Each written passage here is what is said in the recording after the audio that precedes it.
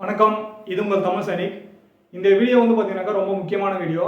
ஏன்னு கேட்டுச்சுனாக்கா, நம்மளுக்கு தேவையானது சரியான இடத்த சரியான ஆளுகிட்ட கேட்டால் மட்டும்தான் நம்மளுக்கு என்ன தேவையோ அது நம்மளுக்கு கிடைக்கும். ஸோ அந்த மாதிரி பார்த்தீங்கன்னாக்கா நம்மளுக்கு தேவையானது நம்ம தப்பான இடத்துல கேட்டுட்டு நம்மளுக்கு கிடைக்கலன்ற அந்த மன வருத்தத்திலே இருப்போம். ஸோ அந்த மாதிரி நமக்கு தேவையானதை நம்ம எங்கே கேட்கணும் அப்படின்றது தான் இந்த வீடியோ. ஸோ ஃபஸ்ட் டைம் நம்ம சேனலை பார்க்குறவங்க மறக்காமல் சேனலில் இருக்கிற எல்லா வீடியோவும் பாருங்கள். ஏன்னா அப்போ தான் உங்களுக்கு பென்ஷனை பற்றின மற்ற சந்தேகம் எதனா இருந்தாலும் அது கிளியர் ஆகும். அதே போல் யார்கிட்ட கேட்கணுன்ற அந்த டேட்டாவும் உங்களுக்கு கிடைக்கும். ஸோ நீங்கள் சேனலுக்கு வீடியோ பாருங்கள். அதுக்கப்புறம் பார்த்தீங்கன்னாக்கா உங்களுக்கே ஒரு புரிதல் வந்துடும். பென்ஷன்னா இப்படி தான் கிடைக்குது, பென்ஷனில் இந்த மாதிரி ப்ராப்ளம்லாம் வந்தாச்சுனாக்கா இப்படி சால்வ் பண்ணணும்னு சொல்லிட்டு. ஸோ அங்கே வீடியோ கொடுக்கலாம். ஃபர்ஸ்ட் பார்த்தீங்கன்னாக்கா நம்ம கோர்ட் மூலிமா எதெல்லாம் வாங்க முடியும் அப்படின்ட்டு தான் இதில் பார்க்க போகிறோம். ஃபர்ஸ்ட் பார்த்தீங்கன்னாக்கா இந்த 80 இயர்ஸ் 80 வயசுக்கு மேலே இருக்கிறவங்களுக்கு அடிஷனல் பென்ஷன் ஆட்டோமேட்டிக்காக கொடுப்பாங்க அப்படின்னு சொல்லிட்டு நம்ம இதுக்கு முன்னாடி வீடியோவில் சொல்லியிருக்கோம். இது யாருக்கெல்லாம் 80 வயசுக்கு அப்புறம் எனக்கு இந்த அடிஷனல் பென்ஷன் கிடைச்சா போதும் அப்படின்றீங்களோ, ஸோ அவங்களுக்கானது கிடையாது. 79 வயசு முடிஞ்சு 80 வயசு ஸ்டார்ட் ஆகிற அந்த டேட்லேருந்தே எனக்கு கிடைக்கணுன்றவங்களுக்கு பார்த்தீங்கன்னாக்கா நீங்கள் கோர்ட் மூலிமா தான் வாங்கணும். ஏன்னா நம்ம ஆல்ரெடி சொல்லியிருக்கோம், ஏஎஃப்டியில் கேஸ் போட்டு ஜெயிச்சு 79 வயசு முடிஞ்சு 80 வயசு ஸ்டார்ட் ஆன அன்றைக்கி டேட்லேருந்தே அடிஷனல் பென்ஷன் வாங்கிட்டு இருக்காங்க. ஸோ அந்த மாதிரி வேணுன்றவங்க நீங்கள் கோர்ட்டுக்கு தான் போகணும். இல்லை எனக்கு 80 வயசு முடிஞ்ச பிறகு கிடைச்சா போதுன்றவங்க வெயிட் பண்ணி வாங்கிக்கோங்க. இதை ஏன் நம்ம கோர்ட்டில் மென்ஷன் பண்ணியிருக்கோம்னாக்கா, ஒரு வருஷம் முன்னாடி பென்ஷன் அடிஷனல் பென்ஷன் வேணுன்றவங்களுக்கு இது பொருந்தும். ரெண்டாவது பார்த்தீங்கன்னாக்கா இன்க்ரிமெண்ட், நோஷனல் இன்க்ரிமெண்ட், அதாவது ஜூலை 1ஆம் தேதியும் ஜனவரி 1ஆம் தேதியும் இன்க்ரிமெண்ட்டு கிடைக்காம டிசம்பர் 31க்கு அவுட் ஆனவங்களும் ஜூன் 30க்கும் அவுட் ஆனவங்களுக்கும் பார்த்தீங்கன்னாக்கா இந்த இன்க்ரிமெண்ட் கிடைக்கலன்ற பட்சத்தில் நீங்களும் கோர்ட்டு போய் தான் வாங்க முடியும். எல்லாருக்குமே இது கிடைக்கிறது இல்லை. யார் கோர்ட் வாசலுக்கு போயிருக்காங்களோ அவங்களுக்கு மட்டும்தான் இந்த நோஷனல் இன்க்ரிமெண்ட் கிடைச்சிருக்கு. ஸோ ஒரு இன்க்ரிமெண்ட் கம்மியாக இருக்கும் பட்சத்தில் ஜூலை 1ஆம் தேதி எனக்கு கிடைக்க வேண்டியது கிடைக்கலன்றவங்களும், ஜனவரி 1ஆம் தேதி எனக்கு கிடைக்க வேண்டிய இன்க்ரிமெண்ட் கிடைக்கலன்றவங்களுக்கு பார்த்தீங்கன்னாக்கா நீங்கள் கோர்ட்டுக்கு போனால் தான் இந்த நோஷனல் இன்க்ரிமெண்ட் கிடைக்கும். நெக்ஸ்ட் பார்த்தீங்கன்னாக்கா நம்மளோட பென்ஷன் டிஸ்ட்ரிபியூஷன் ஏஜென்சி கிட்ட நம்ம எதெல்லாம் கேட்டு வாங்கலாம் அப்படின்றது. ஃபர்ஸ்ட் பார்த்தீங்கன்னாக்கா சர்க்குலர் 568 இருக்கட்டும், சர்க்குலர் 666 இருக்கட்டும். ஸோ இந்த மாதிரி எந்த சர்க்குலர் எல்லாம் வருதோ இந்த டைமில் பென்ஷனுக்கு இவ்வளோ அமௌண்ட் கொடுத்துருக்கணும்னு சொல்லிட்டு பென்ஷன் ரிலேட்டடாக இல்லை பென்ஷனை அதிகப்படுத்துகிற ரிலேட்டடாக சர்க்குலர் இஷ்யூ ஆகும்போது பார்த்தீங்கன்னாக்கா நீங்கள் டிஸ்ட்ரிபியூஷன் ஏஜென்சி தான் நீங்கள் கேட்கணும். நெக்ஸ்ட் பார்த்தீங்கன்னாக்கா ஓஆர்ஓபி ரிலேட்டடாக, ஓஆர்ஓபி 1ம் சரி ஓஆர்ஓபி 2ம் சரி உங்களுக்கு அதோட அரியர் கிடைக்கலன்ற பட்சத்தில் நீங்களுமே இங்கே தான் கேட்கணும். அடுத்து பார்த்தீங்கன்னாக்கா pay commission, CPC pay commission, 6வது பே கமிஷன் எனக்கு கிடைக்கல, 7வது பே கமிஷன் கிடைக்கலன்ற பட்சத்தில் நீங்களுமே பார்த்தீங்கன்னாக்கா இங்கே தான் கேட்கணும். அடுத்து பார்த்தீங்கன்னாக்கா family pensioner. So family pension start பண்ணுறதும் பார்த்தீங்கன்னாக்கா பென்ஷன் கிடைக்கல அப்படின்ற பட்சத்தில் நீங்களுமே இங்கே தான் கேட்கணும். ஸோ இந்த டிஸ்ட்ரிபியூஷன் ஏஜென்சி யார் யார் இருக்காங்க அப்படின்ற பட்சத்தில் இப்போ பார்த்தீங்கன்னாக்கா ஃபர்ஸ்ட் ஸ்பர்ஸ் தான் இருக்குது. ஏன்னா சிபிபிசியும் சரி டிபிடியும் சரி இப்போ இன்னும் கொஞ்ச நாளில் இவங்களை கேன்சல் ஆகிடுவாங்க. ஸோ ஸ்பர்ஸ் தான் எல்லாருக்குமே பார்த்தீங்கன்னாக்கா பென்ஷன் டிஸ்ட்ரிபியூஷன் ஏஜென்சியாக இருக்க போது. இன்னுமே கொஞ்சம் பேருக்கு பார்த்தீங்கன்னாக்கா ஸ்பர்ஸில் மைக்ரேட் ஆகாதவங்களுக்கு பார்த்தீங்கன்னாக்கா யாரெல்லாம் பேங்க் மூலியமா பென்ஷன் வாங்குறீங்களோ, சிபிபிசி மூலியமா பென்ஷன் வாங்குறீங்களோ அவங்களும் சரி, டிபிடி மூலிமா யார் பென்ஷன் வாங்குறீங்களோ நீங்களும் சரி, நீங்கள் இவங்ககிட்ட தான் கேட்கணும்.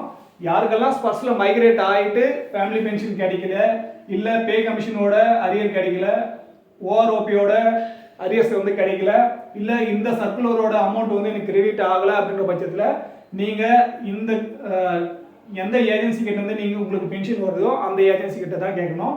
ஸோ அதில் உங்களுக்கு 80% பென்ஷன் வருது பார்த்தீங்கன்னாக்கா ஸ்பர்ஸில் தான் இருப்பீங்க. மீதி 20% தான் சிபிபிசிலையோ டிபிடிஓலையோ இருப்பீங்க. யாரெல்லாம் ஸ்பர்ஸில் மைக்ரேட் ஆகிட்டீங்களோ நீங்கள் ஸ்பர்ஸில் தான் கேட்கணும்.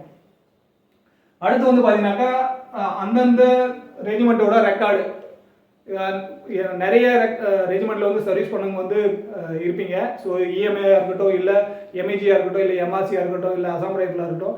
ஸோ நீங்கள் எந்த ரெஜிமெண்ட்டில் வந்து சர்வீஸ் பண்ணியிருந்தாலும் சரி, அந்த ரெஜிமெண்ட்டோட ரெக்கார்டில் வந்து நம்ம என்ன கேட்டு வாங்க முடியும்னு பார்த்தீங்கன்னாக்கா, ஒன்று வந்து பார்த்தீங்கன்னாக்கா எம்ஏசிபி, அடுத்து பார்த்தீங்கன்னாக்கா ஏசிபி. ஸோ இது ரெண்டுமே ஒன்று தான். இது வந்து யாருன்னு பார்த்தீங்கன்னாக்கா போஸ்ட் 2006க்கு அப்புறம் வந்தவங்களுக்கு. 2006க்கு முன்னாடி இருக்கிறவங்களுக்கு தான் பார்த்தீங்கன்னாக்கா இந்த ஏசிபின்னு சொல்லிட்டு மென்ஷன் ஆயிருக்கும். இது வந்து யார் 2006க்கு அப்புறம் வந்து உங்களுக்கு வந்து எம்ஏசிபி கிடைக்கல, ஆனால் உங்களுக்கு வந்து எலிஜிபிள் இருக்கு அப்படின்ற பட்சத்தில் நீங்கள் வந்து இது வாங்கலாம்.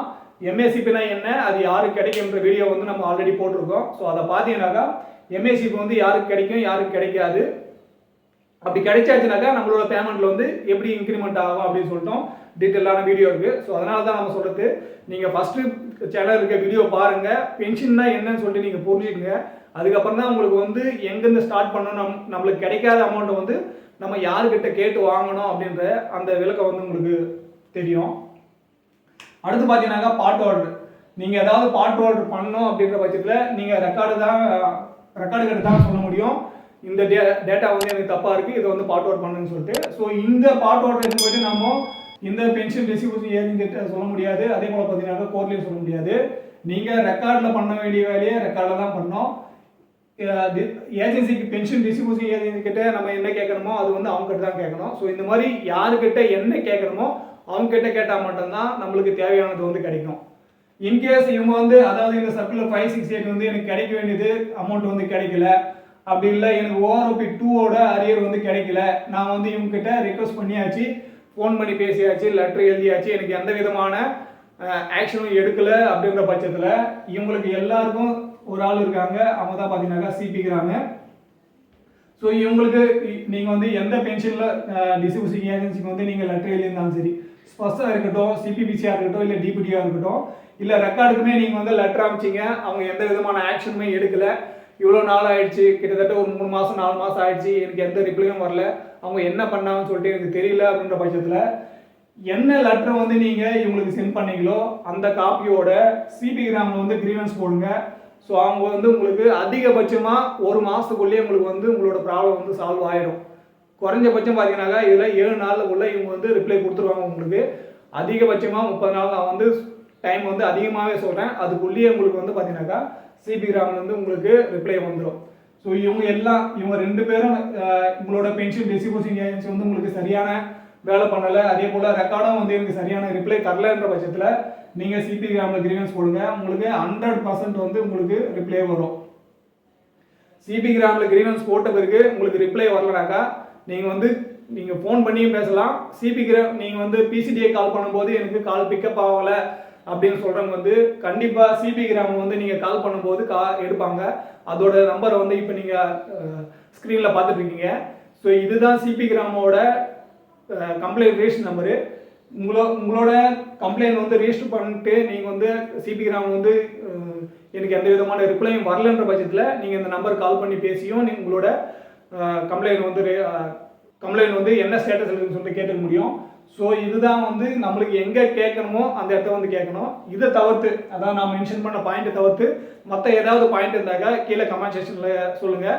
ஏன்னா தெரியாதவங்களுக்கு வந்து அந்த கமெண்ட் பார்த்து அவங்க வந்து தெரிஞ்சுக்குவாங்க. ஸோ ஃபஸ்ட் டைம் நம்ம சேனல் பார்க்குறவங்க மறக்காமல் சேனலை சப்ஸ்கிரைப் பண்ணிவிட்டு பக்கத்தில் இருக்க பெல் ஐக்கனை கிளிக் பண்ணிக்கங்க. இதே போல் இன்னொரு வீடியோவில் மீண்டும் சந்திக்கலாம். நன்றி, வணக்கம்.